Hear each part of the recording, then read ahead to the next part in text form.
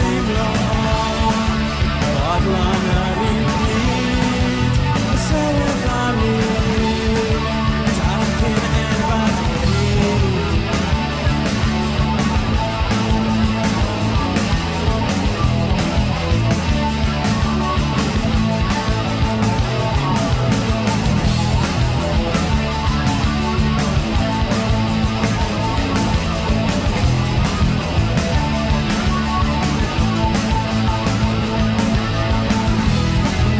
Siop a had wedi gadre dilyn trend y bywyd dydd y cynnig na fel adeg methu credu y bod yn bachgen enfad ffyd paid a gwrthod ei perthynas ni byw mewn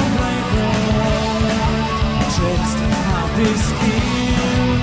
not a team